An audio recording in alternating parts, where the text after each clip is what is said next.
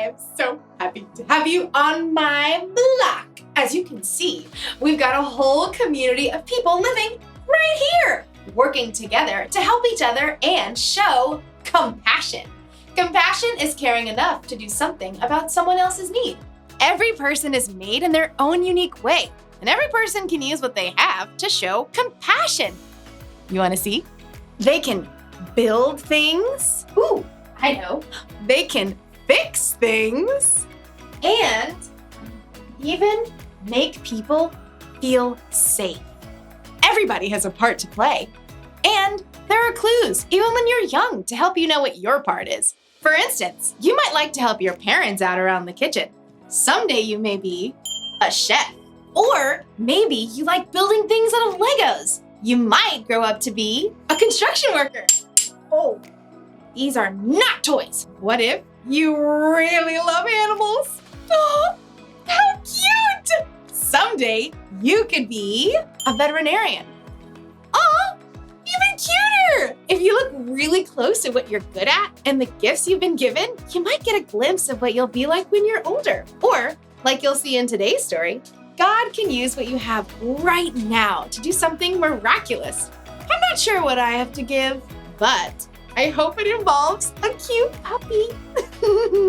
I'll see you next time.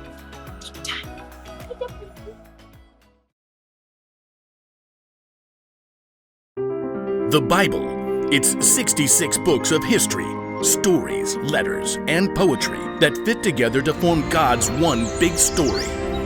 The epic adventure of how He created us and loves us so much that He made a way to rescue us. As we travel through the Bible, from Genesis to Revelation, we discover people who met God and found their lives changed forever. Now, for an amazing story, inspired by the book of John, chapter 6, verses 1 through 13. Let's set the stage. Jesus had been performing amazing miracles and healing people. Great crowds gathered wherever He went. So, when Jesus needed a little time away, He crossed the Sea of Galilee with His friends. He was probably looking forward to a quiet day on the mountainside, overlooking the lake. But the crowds had followed. Oh, you've got to be kidding me. Looks like thousands. Should we send them all away? No, I'll talk to them. Even though He was tired, Jesus welcomed the people. He could see the hunger in their hearts, so He sat down on the mountainside and began to teach them. I am the bread of life. Whoever comes to me will never go hungry. Through the heat of the day, Jesus kept speaking to the people. As the sun sank lower, though, people started getting restless. See, nobody planned to stay there the whole day, and everybody was getting hungry. Well, Jesus knew how He would provide a meal, but first, He spoke to His friend Philip. Where can we buy bread for all these people to eat? Philip's eyes widened as he looked down over the mountainside. There are thousands of people here. Even buying enough bread for everyone to have one bite would take more than half a year's pay. Feeding this crowd certainly seemed like an impossible job. Jesus' friends started to check around, trying to see if anyone at all had brought along some food. Now, imagine you are there, on that very same hillside. Early this morning, you heard footsteps and excited voices just outside your home. They say Jesus is heading for the lakeshore. Now, you had never seen Jesus, but you had heard a lot about Him, so you begged your mom to let you go along, please. Please, please, please. It's not far. And she said yes, which is pretty amazing, but she wouldn't let you run out the door unprepared. Here, I've wrapped up some bread and fish for you. Thanks, Mom. So you grabbed the bundle, thanks Mom, and ran out the door, joining the crowd. When you finally reached the lakeshore, the crowd was a little overwhelming.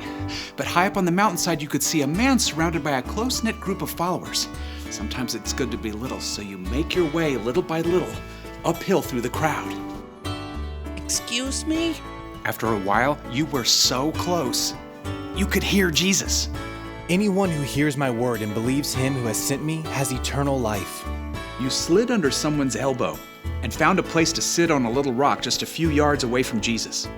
And all day, you listened. You weren't bored even a bit, because somehow everything Jesus said, it seemed like He was saying it just to you. In fact, you even forgot to eat your lunch. Oops. Guess I am kind of hungry. Now you can see other people are getting hungry too. And Jesus has taken a short break to talk with his friends, and then you're sad because Jesus is probably planning to send everybody away to get their own food. But then, a few of his friends start walking through the crowd. Does anyone have any food? Nothing here, I'm sorry. Oh, you really want your bread and fish at this point, but as tired and hungry as you are, you know Jesus has been working hard all day. So, you clear your throat, and then you say, I do. Great. What do you got? 5 little loaves and 2 fish. Not much. I know, but Jesus can have it. Well, thank you. Come along. you follow Jesus' friend Andrew right up to Jesus. Here's a boy with 5 small loaves of barley bread and 2 small fish. It won't go far in such a large crowd. Jesus turns and looks right at you. He can see you're hungry and that you've chosen to give up your lunch anyway. And then he smiles. It's the best thank you you've ever gotten. He reaches out his hands and you give him your food. Then Jesus turns back to his friends. Have the people sit down. Jesus' friends exchanged surprised glances, but then they started gesturing to the crowd. All right, everyone sit down. Plenty of room. Like a slowly rolling wave from front to back, you see all the people sit down. Then, right beside you, Jesus takes your 5 small loaves of bread and 2 small fish, and he lifts them up to heaven. Father, thank you for this food you've given us. Then, Jesus takes the loaves and breaks them. He begins handing them out to his friends and to the people in the first rows on the ground. He does the same with the fish. You even get some of your own bread and fish back. Yum. You look around and you can see Jesus' friends still handing out pieces of fish and bread to the crowd. But this is way more than what I gave to Jesus. Soon, it seems like the entire crowd is eating dinner. Your own stomach is already full, and you still have bread and fish left over. As the people around you begin to finish their meals, Jesus calls his friends again. Gather the leftover pieces. Don't waste anything. You watch in amazement as Jesus' friends go through the crowd with large baskets. And sure enough, lots of people have extra bread and fish to drop inside. When the men finally return to Jesus, they've collected 12 full baskets of leftover fish and bread. That's impossible. But you know it happened because you saw it and because you've met Jesus. Nearby, a man exclaims, "This must be the prophet who's supposed to come into the world." Now, you aren't sure exactly what that means, but you are sure that Jesus deeply cares for every single person on this hillside. And you're sure that he can take your small lunch to meet every single person's need.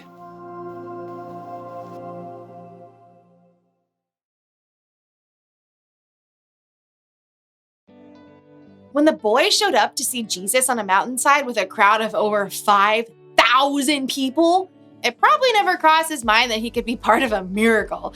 All he had to offer was 5 loaves of bread and 2 fish, and God used it to feed everyone. You never know what God's going to do when you use what you have to help others.